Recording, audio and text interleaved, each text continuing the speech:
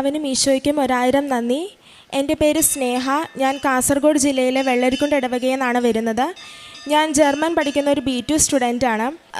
ഞാൻ ആദ്യമായിട്ട് ഇവിടെ ഉടമ്പടി എടുക്കുന്നത് 2024 ഫെബ്രുവരി 17 ഉടമ്പടി എടുക്കാനുണ്ടായിരുന്ന കാരണം എനിക്ക് എക്സാം എഴുതാൻ വേണ്ടിയിട്ട് നമുക്ക് പ്രൂഫായിട്ട് ആധാർ കാർഡോ പാസ്പോർട്ടോ അങ്ങനെ എന്തെങ്കിലും വേണം.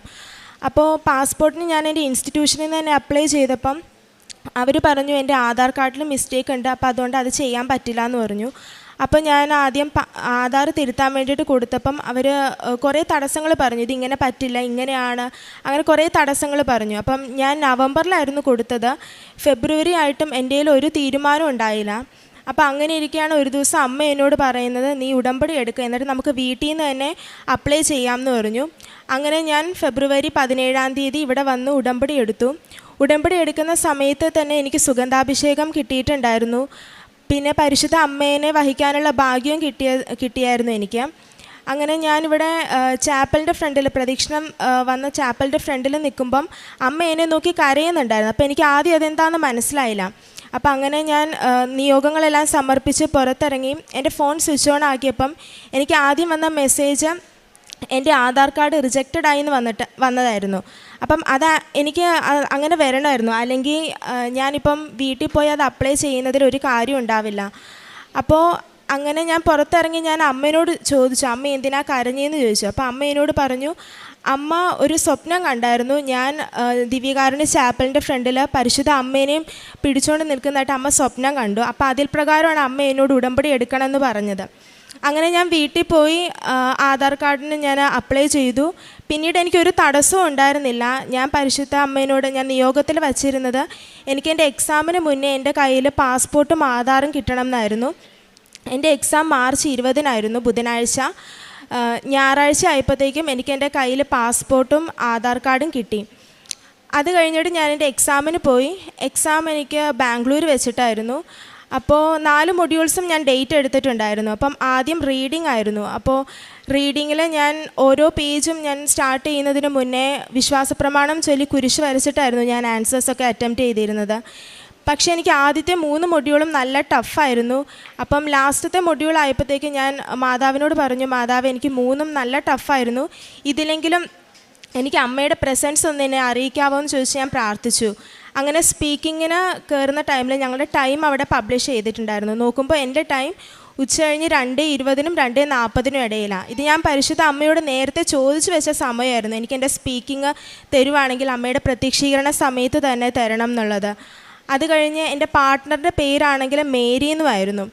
അങ്ങനെ ഞാൻ എക്സാം അറ്റൻഡ് ചെയ്തു. എക്സാമിന് പോകുമ്പോൾ നമുക്ക് നോർമലി ഒരു ഡിസ്കഷൻ്റെ ടോപ്പിക്കും 2 പ്രസൻറ്റേഷൻ്റെ ടോപ്പിക്കുമാണ് കിട്ടാറുള്ളത്. പക്ഷേ എനിക്കിതിൻ്റെ ഡബിളായിരുന്നു, 2 ഡിസ്കഷനും 4 പ്രസൻറ്റേഷൻ്റെ ടോപ്പിക്കും കിട്ടി. അപ്പോൾ ഞാൻ നോക്കുമ്പം അതിൽ ഒരെണ്ണം മാത്രമേ എനിക്ക് നല്ല ഈസി ആയിട്ടുള്ളൂ, ബാക്കി 3ഉം എനിക്ക് നല്ല ബുദ്ധിമുട്ടാണ്. അപ്പോൾ അവിടെയും ഞാൻ മാതാവിനോട് ഞാൻ പ്രാർത്ഥിച്ചു, മാതാവ് എനിക്ക് ഈസി ആയിട്ടുള്ള ടോപ്പിക്ക് മാത്രമേ തരാവുള്ളൂ എന്ന്. അപ്പോൾ അതുപോലെ തന്നെ ഞാൻ ആഗ്രഹിച്ച ടോപ്പിക്ക് തന്നെയായിരുന്നു എനിക്ക് സ്പീക്കിങ്ങിന് കിട്ടിയത്. ബാംഗ്ലൂർ ആയതുകൊണ്ട് തന്നെ നമുക്ക് 2 ദിവസത്തിനുള്ളിൽ റിസൾട്ട് കിട്ടും. എനിക്ക് റിസൾട്ട് വന്നു. 4 മൊഡ്യൂൾസിൽ എനിക്ക് റീഡിങ്ങും സ്പീക്കിങ്ങും ഞാൻ ജയിച്ചു. എനിക്ക് 2 മൊഡ്യൂൾ കിട്ടിയില്ല. പിന്നെ ഞാൻ ജൂണിലായിരുന്നു പിന്നെ ബാക്കി 2 മൊഡ്യൂളിനും കൂടെ ഡേറ്റ് എടുത്തത്. അപ്പോൾ അതിന് മുന്നേ എനിക്ക് പുതുക്കാനുള്ള സമയമായിട്ടുണ്ടായിരുന്നു. അങ്ങനെ ഞാനിവിടെ വന്ന് പുതുക്കി. രണ്ടാമതും എനിക്ക് പരിശുദ്ധ അമ്മേനെ വഹിക്കാനുള്ള ഭാഗ്യം കിട്ടി. അപ്പോൾ അന്ന് ഞാൻ ഇവിടുന്ന് പോകുന്നതിന് മുന്നേ 4ാമത്തെ നിയോഗമായിട്ട് വച്ചിട്ടുണ്ടായിരുന്നത് എനിക്ക് ഒരു ജർമ്മൻ ട്യൂട്ടറായിട്ട് വർക്ക് ചെയ്യാൻ സാധിക്കണം എന്ന് പറഞ്ഞ് ഞാൻ വച്ചിട്ടുണ്ടായിരുന്നു. ഞാൻ ഉടമ്പടി പുതുക്കി ഒരാഴ്ചയ്ക്കുള്ളിൽ ഞാൻ CV ഇതിനു മുന്നേ നേരത്തെ കുറേ സ്ഥലത്ത് കൊടുത്തായിരുന്നു, പക്ഷെ എവിടുന്ന് എന്നെ വിളിച്ചിട്ടുണ്ടായിരുന്നില്ല. അപ്പോൾ ഉടമ്പടി പുതുക്കി 1 വീക്കിനുള്ളിൽ എന്നെ ഒരു ഇൻസ്റ്റിറ്റ്യൂഷനിൽ നിന്ന് വിളിക്കുകയും ഇൻ്റർവ്യൂ അറ്റൻഡ് ചെയ്തു.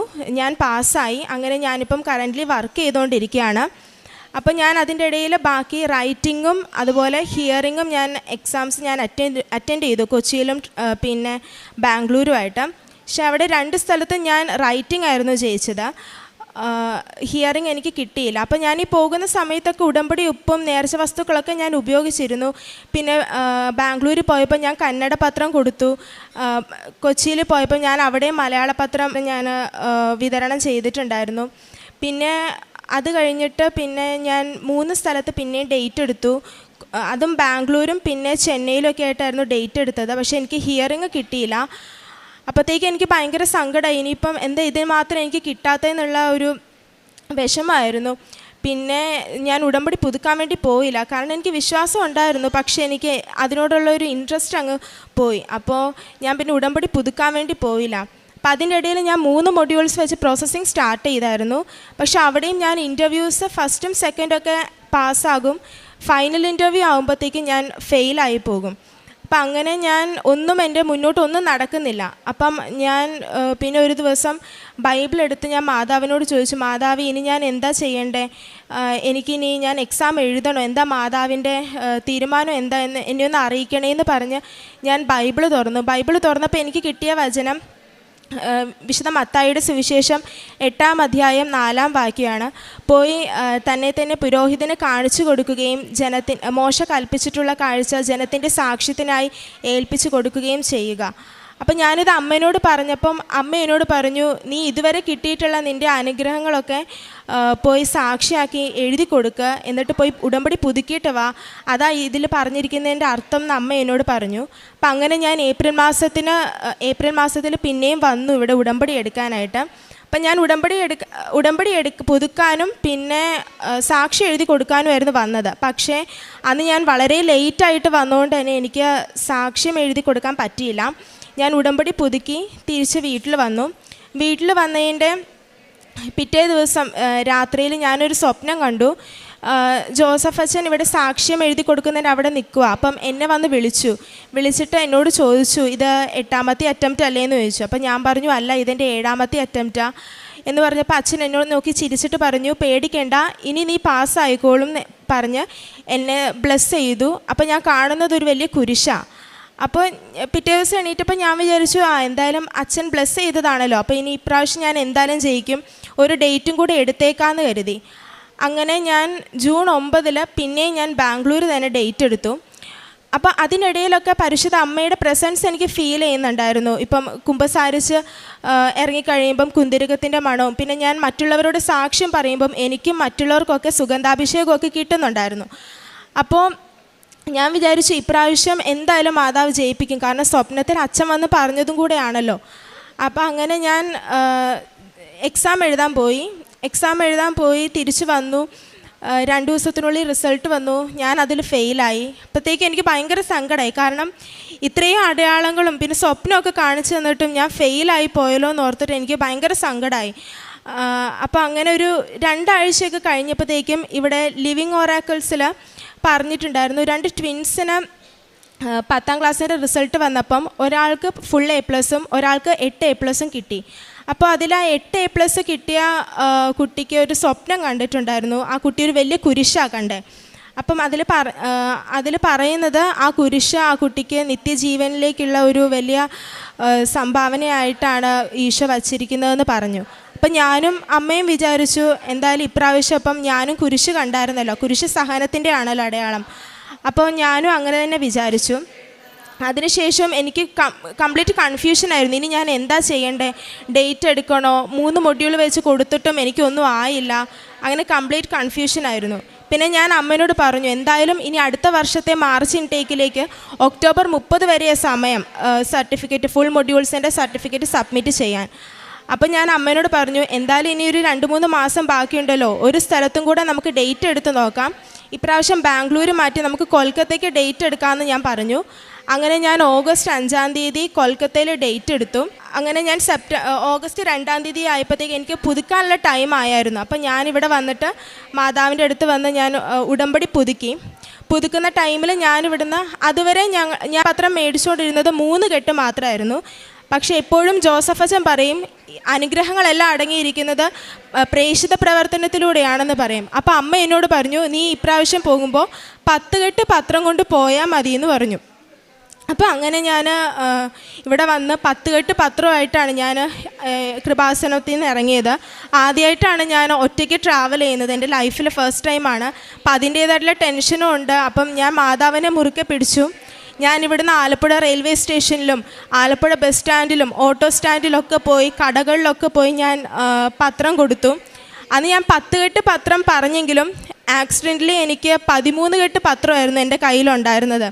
അപ്പം ഞാൻ ഇവിടുന്ന് പോയപ്പം 6 കെട്ട് പത്രം ഞാൻ കൊണ്ടുപോയി കൊടുത്തു, എല്ലാവർക്കും കൊണ്ടുപോയി കൊടുത്തു. അത് കഴിഞ്ഞ് ഞാൻ എക്സാമിന് പോയി. എക്സാമിൻ്റെ അന്ന് എനിക്ക് പതിവില്ലാത്ത ടെൻഷനായിരുന്നു. ഇതുവരെ എനിക്ക് അത്രയും ടെൻഷൻ ഉണ്ടായില്ല, പതിവില്ലാത്ത ടെൻഷനായിരുന്നു.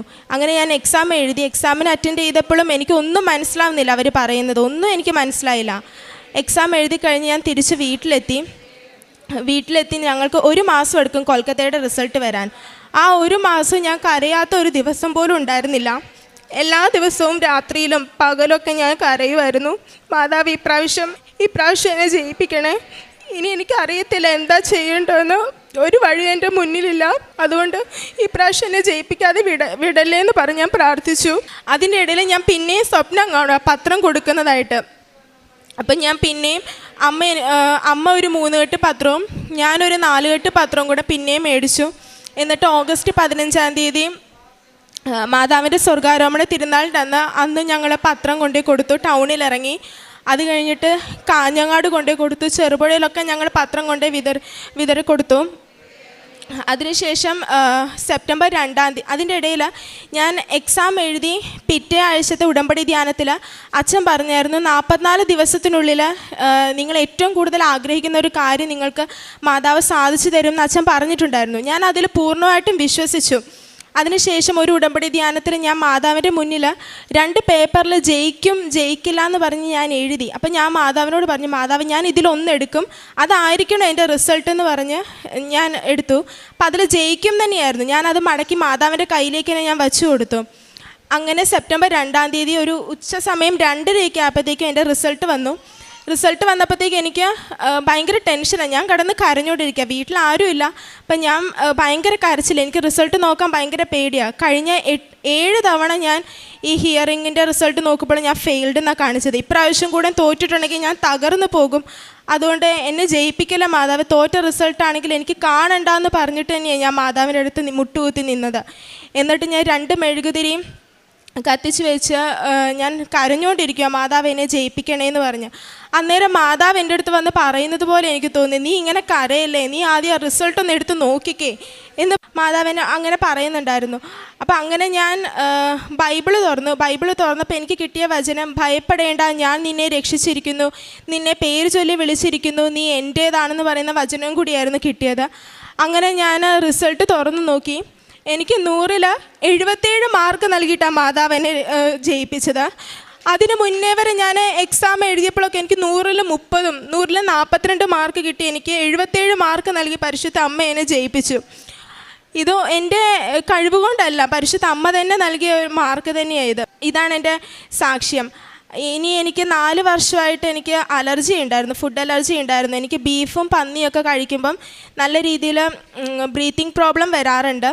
അപ്പോൾ അമ്മയായിരുന്നു എനിക്ക് ആദ്യം ഉടമ്പടി വസ്തുക്കൾ എനിക്ക് തന്നിട്ടുണ്ടായിരുന്നത്. അപ്പോൾ അതിനുശേഷം ഞാനും ഇത് കഴിക്കുന്നതിന് മുന്നേ ഉടമ്പടി വസ്തുക്കൾ ഉപയോഗിക്കുമായിരുന്നു. ഇപ്പോൾ എനിക്കത് കംപ്ലീറ്റ് ആയിട്ട് എൻ്റേത് മാറി കിട്ടിയിട്ടുണ്ട്. ഉടമ്പടി എടുക്കുന്നതിന് മുന്നേ തന്നെ എനിക്കൊരു അനുഭവം ഉണ്ടായത്, ഞാൻ +2-ൽ പഠിക്കുമ്പോൾ എൻ്റെ വീട്ടിൽ ആദ്യം ഉടമ്പടി എടുത്തത് എൻ്റെ അമ്മയാണ്. അപ്പോൾ അമ്മയാണ് ആദ്യമായിട്ട് വീട്ടിൽ ഉടമ്പടി എടുക്കുന്നത്. അപ്പോൾ ഞാൻ +2-ൻ്റെ ടൈമിലൊക്കെ അമ്മയുടെ കാശ് രൂപ എനിക്ക് തന്നു വിടുമായിരുന്നു. അപ്പോൾ ഉടമ്പടി കെമിസ്ട്രി എക്സാമിൻ്റെ ടൈമിൽ, പ്രാക്ടിക്കൽ എക്സാമിൻ്റെ ടൈമിൽ എനിക്കൊരു കൺഫ്യൂഷൻ ഉണ്ടായിരുന്നു, ഇത് ഏത് ആൻസർ, കാരണം എനിക്ക് എക്സ്പെരിമെൻറ്റ് ചെയ്തിട്ട് കറക്റ്റ് ആൻസർ കിട്ടിയിട്ടുണ്ടായിരുന്നില്ല. അപ്പോൾ എനിക്ക് ഡൗട്ടായിരുന്നു ഇത് തന്നെയാണോ ആൻസർ എന്നുള്ളത്. അപ്പോൾ ഞാൻ എന്നിട്ട് മാതാവിൻ്റെ കാശ് രൂപ മുറുകെ പിടിച്ചിട്ട് മാതാവിനോട് പറഞ്ഞു, മാതാവ് ഇതായിരിക്കണേ കറക്റ്റ്, എനിക്കൊരു ആൻസർ പറഞ്ഞു തരണേന്ന് പറഞ്ഞ് ഞാൻ പ്രാർത്ഥിച്ചു. അപ്പോഴത്തേക്ക് എൻ്റെ മനസ്സിലേക്ക് ഒരു ആൻസർ വന്നു, ഞാനത് എഴുതുകയും ചെയ്തു. അങ്ങനെ എനിക്ക് റിസൾട്ട് വന്നപ്പോൾ എനിക്ക് കെമിസ്ട്രിയിൽ നല്ല മാർക്ക് തന്നെ, എനിക്ക് 40-ൽ 38 മാർക്ക് നൽകി മാതാവ് എന്നെ അനുഗ്രഹിച്ചു. പിന്നെ ബാക്കി അനുഗ്രഹങ്ങൾ പറഞ്ഞ് ഞാൻ അമ്മയ്ക്ക് കൊടുക്കും. 7 തവണ മോൾ തോറ്റപ്പോൾ 8ാമത്തെ തവണത്തെ പരീക്ഷയുടെ സമയത്ത് ഞാൻ പ്രാർത്ഥിച്ചത് അവളുടെ വിശ്വാസം കാത്തു സൂക്ഷിക്കണേ മാതാവെന്ന് മാത്രമായിരുന്നു.